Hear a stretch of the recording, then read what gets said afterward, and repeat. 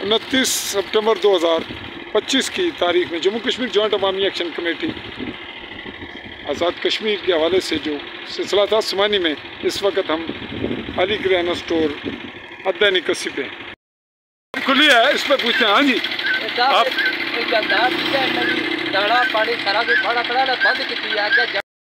माखा होटल सरसाला आगे बढ़ते हैं। सरसाला के नज़दीक पेट्रोल पंप के करीब जी, पेट्रोल पंप के साथ शॉप है।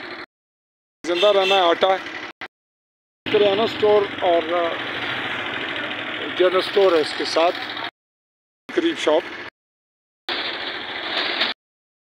आगाज में पुलिस स्टेशन के करीब पहुँच रहे हैं इस वक्त चौकी बाज़ार, जहां रैली वापस आएगी तो उसके इस्तकबाल के लिए, प्रोग्राम के लिए अवाम पहले से मौजूद है।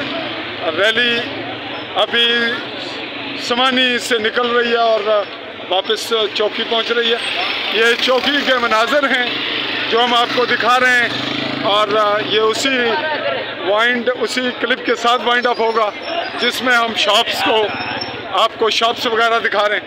तो आज की रिपोर्टिंग के सिलसिले में हम रिपोर्टिंग को वाइंड अप करते हुए आपको नज़ारे दिखा रहे हैं। ये हो गई जी आज की,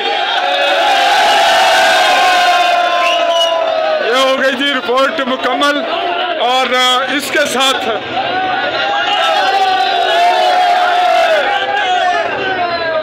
जी बंद का मतलब